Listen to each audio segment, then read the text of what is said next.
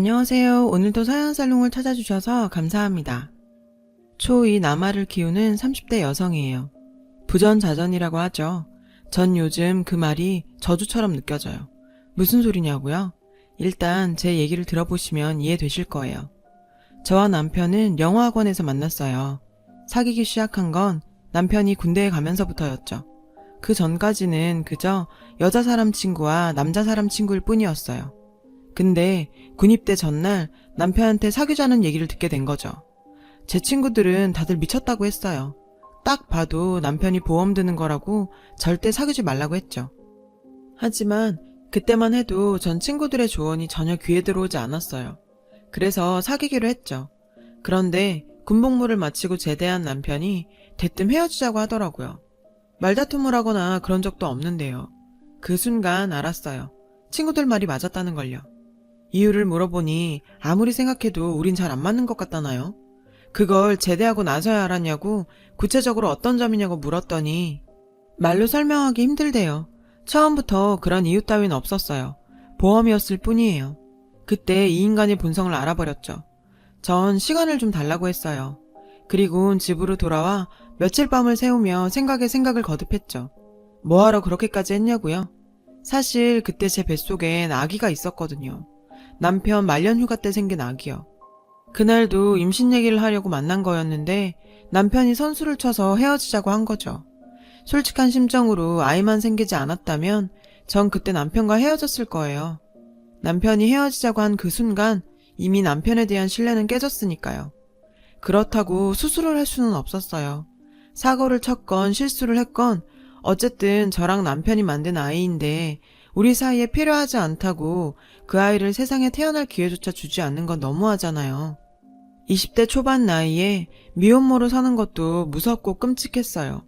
남편이 자꾸 제 전화를 피해서 할 수 없이 무작정 남편 집으로 찾아갔어요. 하지만 집 앞에서 서성대기만 할 뿐 벨도 누를 수 없었죠. 그때였어요. 누구세요? 시어머니였어요. 전 꾸벅 인사부터 했어요. 태욱이 찾아온 모양이네. 근데 어쩌지? 태욱이 친구들이랑 워터파크 갔는데. 아, 네. 그럼 안녕히 계세요. 그렇게 돌아서려는데 어머님께서 절 부르셨어요. 더운 날 여기까지 왔는데 들어가서 시원한 음료수라도 한잔 하라고요. 어머님 손에 이끌려 집으로 들어갔어요. 차는 뭘로 줄까요? 커피? 아니면 오렌지 주스? 전 커피로 달라고 했어요. 그러다 문득 임신 사실이 떠올라 아니요, 커피 말고 주스요. 그렇게 외치고 나니 현실이 자각됐어요. 내가 임산부라는 사실이요. 그리고 나니 나도 모르게 눈물이 나더라고요. 울고 있는 절 보시곤 어머님께선 잠시 말없이 제 옆에 앉아 계셨어요. 죄송합니다. 이러려고 온 건 아닌데. 혹시 우리 태욱이랑 무슨 일 있었어요? 괜찮아요. 얘기해봐요. 너무나도 다정한 어머님의 그 말에 전 봉인해제가 되고 말았어요. 그리고 엉엉 울면서 그동안 남편과 사귀었던 것과 제대 후 남편의 일방적인 이별 통보, 그리고 임신 사실까지 모두 말해버렸어요. 얼마 뒤 남편한테 전화가 왔어요. 저 때문에 자기 인생을 망치게 됐다면서 네가 그렇게 원하는 결혼 해주겠다고 말이죠. 해주겠다? 그 말이 너무도 거슬렸어요. 저 혼자 아이를 가진 게 아니에요. 오히려 남편의 닥달에 못 이겨 가진 관계였죠. 그런데 해주다니요. 그 부분을 확실히 짚고 넘어가고 싶었지만 괜히 말트집 잡았다가 일이 엎어질까봐 겁이 나서 참았어요. 며칠 뒤 남편은 저희 집에 찾아와 부모님께 인사를 드렸어요. 저희 집에 처음 와보는 남편은 저희 집 규모를 보고는 꽤 놀라는 것 같았어요. 그날 이후 저희 결혼은 일사천리로 진행됐어요. 당시 전 대학을 졸업한 상태였지만 남편은 아직 학생 신분이라 시댁에서 몇 년 생활하다 분가하기로 했어요. 사실 갑작스러운 우리의 결혼에 시댁에선 그런 준비가 안 되어 있었던 거죠.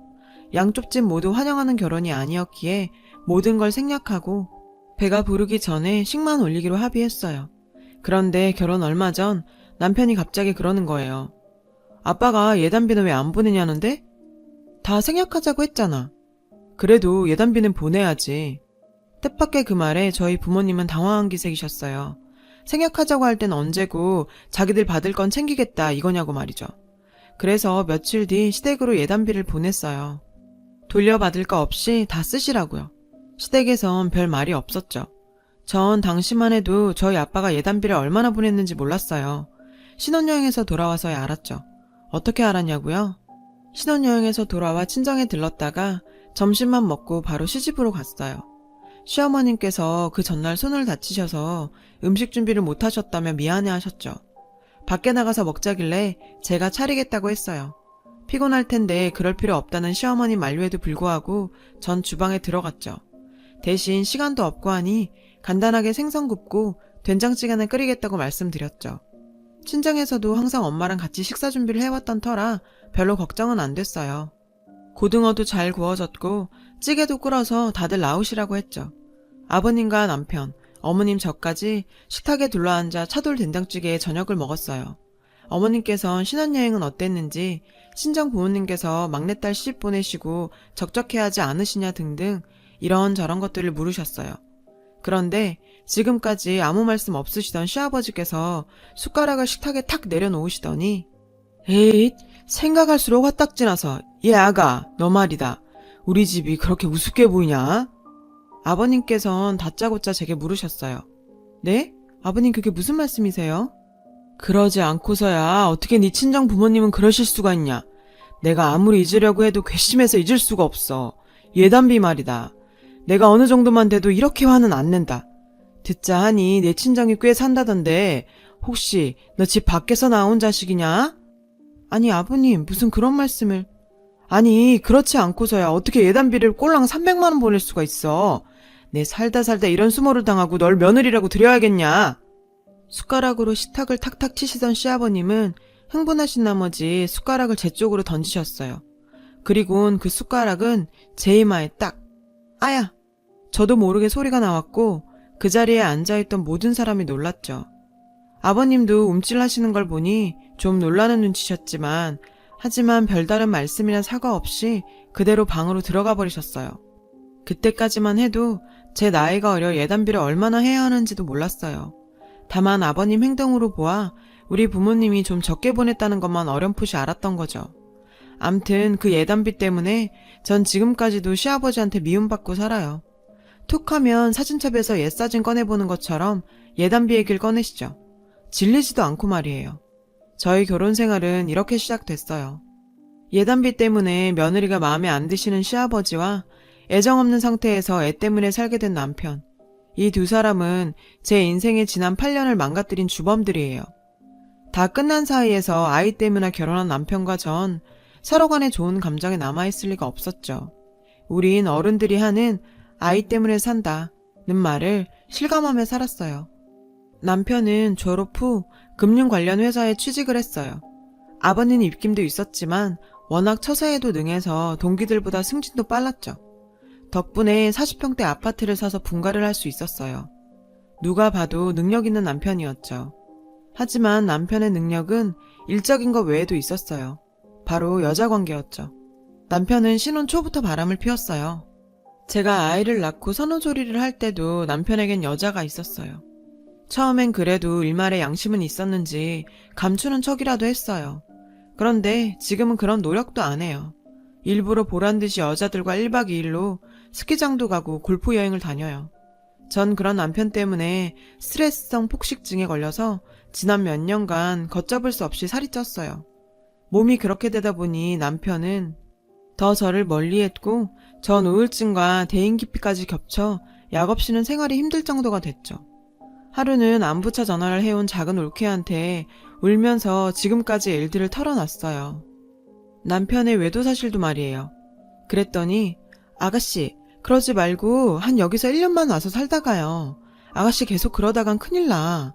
예술이 생각을 해야지. 애 데리고 어학연수 간다 말하고 1년만 보내달라고 말해봐요. 알았죠?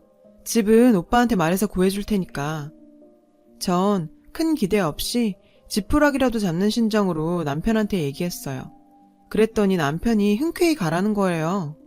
시부모님께는 자기가 얘기를 해주겠다면서요. 남편의 그런 모습에 고마웠어요. 시아버님께선 반대를 하셨지만 남편이 처형이 집도해준다 그랬다며 돈 안 들이고 애 어학연수 시킬 기회인데 왜 마다하냐고 아버님을 설득했어요. 결국 전 아이를 데리고 오빠네가 있는 토론토에 갈 수 있었죠. 토론토에 도착해보니 작은 오빠 내외가 모든 걸 다 준비해뒀더라고요. 오빠네 둘째랑 우리 예솔이가 동갑이라 학교 소속도 올케가 다 처리해줬고요. 전 도착해서 한 달 동안은 약을 끊고 먹고 자는 것만 했어요. 올케가 곁에서 많이 도와줬죠. 그러다 살을 빼야겠다는 생각을 하게 됐고 집 근처 헬스장에 가서 본격적으로 운동을 시작했어요. 식이요법과 함께 운동을 진행하다 보니 몸이 건강해지면서도 살이 빠지더라고요. 그리고는 조금씩 결혼 전 제 모습으로 돌아가는 것 같았어요. 예솔이도 변화된 제 모습을 무척 좋아했어요. 아이를 데리고 오빠네랑 캠핑도 다니고 주변 사람들과 친분도 쌓으면서 지내다 보니 이곳에 정착하고 싶다는 생각이 들더군요. 그러는 사이 1년이 후딱 지나갔어요. 전 예솔이를 데리고 한국으로 돌아왔죠. 공항에 마중 나온 남편은 절 보더니 놀라더군요. 그건 시부모님들도 마찬가지였어요. 하지만 이런 제 변화를 보고 남편은 이상한 의심을 하기 시작했어요. 그곳에서 제가 외도를 했던 게 아닌가 하고 말이죠. 먼 눈에는 뭐만 보인다더니 제가 자기랑 같은 수준인 줄 아나 봐요. 한동안은 매일 밤 제 외도를 추궁하며 사람을 들들 볶더라고요. 전 들을 가치도 없다고 딱 잘라버렸죠. 거기다 캐나다에서 돌아온 이후론 제게 스킨십을 시도하며 잠자리도 요구했어요. 전 싫다고 거절을 했죠. 발정난 개처럼 이 여자 저 여자 다 만나고 돌아다닌 남편이 더럽게 느껴졌거든요. 게다가 솔직히 이 남자에 대한 오만 정이 다 떨어진 상태라 손끝이 닿는 것조차 살떨리기 싫었고요. 그랬더니 남편은 딴 남자가 생긴 거냐며 그런 거면 가만 안 있겠다고 혼자서 생쇼를 했어요. 그러던 어느 날이었어요. 주말을 맞아 시아버님의 호출이 있었어요. 우리 부부는 예솔이를 데리고 시댁으로 향했죠. 웬일인지 아버님께서 절 반갑게 맞아주시더라고요. 뭔 꿍꿍이가 있는 게 아닌가 의심스러울 정도로요. 제 예상은 맞았어요. 아가, 요즘 아버님 사업은 어떠시니? 그냥 그럭저럭. 그러자 남편이 끼어들었어요. 그럭저럭은 무슨, 요즘 장난 아니에요. 토론토에서 부동산 꽉 잡고 계신데요. 그쪽에 사람들도 가 있잖아요. 식구끼리 완전 싹쓸이 하는 거죠. 중국 쪽 큰손들이 미친 듯이 캐나다 부동산 사들인다고 뉴스에도 나오잖아요. 그쪽 부동산 경기 좋아요. 남편의 말에 시아버지는 얼굴에 화색이 돌았어요. 그래, 그거 참 잘 됐구나. 안 그래도 사업투자건으로 좀 뵙고 싶었는데. 사업투자라니요? 그게 무슨 말씀이세요, 아버님? 알고 보니 오늘 이 자리는 남편과 아버님이 우리 아빠한테 사업자금 뜯어내려고 만든 자리였어요. 절 꼬드겨서 그 돈을 받아오게 하려고요. 솔직히 그동안 장인어른이 사위인 나한테 뭐 해준 거 있어? 남들은 내가 장인 덕 좀 보고 사나 하겠지만 정작 난 받은 거 하나 없다고. 그래서 말인데 자기야, 나 이참에 독립해볼까 해. 사업계획도 확실하고 사무실도 이미 알아봤어. 그러니까 자기가 장인어른한테 가서 얘기 좀 잘해줘. 그래 애미야, 솔직히 너 시집 올 때 뭐 해온 거 있었냐? 예단비라고는 딸랑 300 해온 게 단데 지금이라도 내가 시집을 위해 뭐 하나라도 해야 예솔이한테 면도 서고 그럴 거 아니냐. 그러니 서운타 말고 내 남편 사업 잘 되게 친정 부모님 좀 뵙고 오거라. 아, 이 두 남자는 정말 양심도 자존심도 없는 인간들이에요. 더는 정말 못 참겠더라고요. 그래서 전 이 부자의 썩어빠진 정신 상태를 확 뜯어 고쳐줘야겠다 생각했죠. 아버님, 아직도 그 예단비 생각에 잠 못 이루시나 봐요. 8년째 툭하면 예단비 타령하시는데 그럼 저 시집 올 때 뭐 해주셨어요? 반지요? 목걸이요? 아님 머리핀이라도 하나 해주셨어요? 아니, 그거야 당시에 전부 생략하기로. 네, 다 생략하기로 하셨죠. 그럼에도 불구하고 예단비 300 챙겨 드셨잖아요. 그랬으면 아버님도 금반지 하나라도 뱉어내셨어야죠. 그게 인지상정 아닌가요? 어떻게 자기가 받을 건 따박따박 계산하면서 남 줄 거는 모르쇠로 일관하세요? 나이도 드실 만큼 드셨으면 이제 그 거지근성 버리시고 어른답게 행동하세요. 애미, 너 지금 말 다 했냐? 아니요, 아직 남았어요. 저요 그때 아버님한테 밥숟가락으로 머리 맞고 너무 억울해서 친정에 전화했었어요. 그랬더니 아빠가 그러시더라고요. 예단비 참 돈 때문에 며느리한테 숟가락을 던지는 사람이라면 그 댐댐이는 알만한 거라고. 그러니 앞으로도 시아버지가 금전적인 일로 부탁을 하시거든 그 자리에서 딱 잘라 거절하라고요. 내 눈에 흙이 들어가도 그쪽 집에 10원 한 장 보낼 생각 없다고 똑똑히 전하라고요. 그러니 헛물 켜지 말고 정신 차리세요. 아버님은 못마땅한 표정으로 허공만 쳐다보셨어요. 하지만 남편은 아직도 희망을 버리지 못한 것 같았죠. 여보, 아빠는 그렇다 치고 난 우리 아빠하고는 전혀 달라. 그러니까 내 사업 얘기 좀. 이 남자는 내가 지난 1년간 자신이 벌인 더러운 짓거리를 모르는 줄 아나 봐요. 전 남편의 말이 끝나기도 전에 딱 잘라 말했어요. 뭐래니? 넌 더 최악이야. 내가 캐나다 가서 바람핀 거 아니냐고 그렇게 사람 피곤하게 하더니 넌 아주 가관도 아니었더라. 집에 여자 들였었다며? 누가 그래? 제보자가 하도 많아서 그냥 네 눈으로 확인해. 전 그동안 모아두었던 증거 사진들을 남편 앞에 던졌어요. 주변 사람들한테 그 여자를 네 부인이라고 소개하고 다녔다며.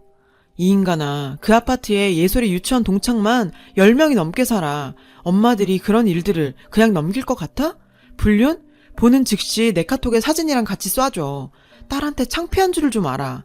심지어 니들이 동네에서 어딜 돌아다녔는지 동선이랑 행동이 패턴까지 낱낱이 톡에 올라온다고. 그래놓고는 누가 바람을 펴? 결혼해서 이날 이때까지 네가 여자들 만나고 다닌 거 내가 몰라서 가만히 있었던 거 아니야. 오늘 같은 때를 기다린 거지. 캐나다에서 생활하면서 내가 깨달은 게 한 가지가 있어. 내가 나를 사랑하지 않으면 세상 누구도 나를 사랑하지 않을 거란 거. 한국에 있을 땐 늘 너한테 기대 사는 것만 생각했어. 그래서 버림받으면 어떡하지? 어떻게 하면 네가 날 봐줄까? 그런 생각에 빠져 사느라 정작 날 돌보지 못했어. 그러다 보니 난 점점 자존감이 낮아지고 내 눈치를 보게 됐고 심지어 네 추잡한 외도 사실을 알면서도 눈 감으면서 참았다고. 근데 이제 안 그럴 거야. 난 이제 알아버렸거든. 내가 얼마나 소중한 사람인지 얼마나 능력 있는 사람인지 말이야. 그래서 사실 읽어주려고 한국에 왔어. 전 남편 앞에 이혼 서류를 내밀었어요. 제발 인간답게 살아. 우리 예솔이가 너나 니네 아빠 닮을까봐 걱정돼서 난 꼭 이혼해야겠어. 이 집 구석에선 보고 배울 게 없으니까. 혹여라도 예솔이를 뺏을 수 있을 거랑 헛된 기대는 하지 마. 그랬다가 네가 네 동창 부인, 직장 상사 부인이랑 붙어먹은 것까지 다 까발려 줄 테니까. 알았어? 남편은 자기 치부가 낱낱이 드러나자 본성을 보이더라고요. 그게 내 탓이냐? 니네 집에서 처음부터 나 좀 밀어줬으면 내가 그런 년들까지 만나면서 일 따고 했겠냐? 이거 따지고 보면 너랑 네 애비 탓이야. 나도 피해자라고. 그 순간 지금까지 주방에서 조용히 계시던 시어머니께서 물병을 들고 나와 남편 얼굴에 뿌리셨어요. 정신 차려 이놈식이야. 가정 있는 남자가 딴 여자랑 놀아나고도 뭐가 잘났다고 주둥이를 나불대? 어쩜 하는 짓이 네 아빠랑 똑같니? 이날 이때까지 내가 네 아빠의 그 더러운 짓거리를 참고 살았더니 아들놈까지 그러고 살아? 걔만도 못하게 살 거면 차라리 죽어라. 네 애비랑 손잡고 한강에 뛰어들어. 그리고는 저한테 애미야, 왜 이런 걸 나한테 얘기를 안 했냐. 얼마나 마음고생이 심했을 거야. 아휴, 내가 너한테 창피해서 이거. 이놈의 부자는 어찌 된 게 창피한 걸 몰라. 나 하나 참고 살면 끝나지 싶었는데 내가 정말 면목이 없다. 예상치 못한 어머님의 반격에 아버님도 남편도 아무 말도 못했어요. 그리고 전 어머님 덕분에 무사히 남편과 이혼을 했어요. 그리고 예솔이를 데리고 캐나다로 왔어요. 이곳에서 새로운 사업을 할 예정이거든요. 친정아버지께선 제 이혼 선물이라며 사업 자금을 대주기로 하셨어요. 대신 앞으로 절대 남자한테 기대서 제 인생을 낭비하는 짓은 하지 말라고 하셨죠. 스스로 바로 설 수 있는 멋진 엄마로 살아야 예솔이도 엄마를 보고 배우게 될 거라고요. 전 꼭 그러겠다고 약속드렸어요. 다시는 예전의 나로 돌아가고 싶지 않으니까요. 마음을 먹고도 가끔 불안해지는 건 어쩔 수가 없어서 무작정 앉아 마음을 푸는 글을 썼는데 제 각오가 다져지는 것 같네요. 사연 들어주셔서 감사합니다. 여러분, 사연 댓글에 응원과 현명한 조언 부탁드려요. 좋아요와 구독은 저에게 큰 힘이 됩니다. 오늘도 좋은 일 가득하세요.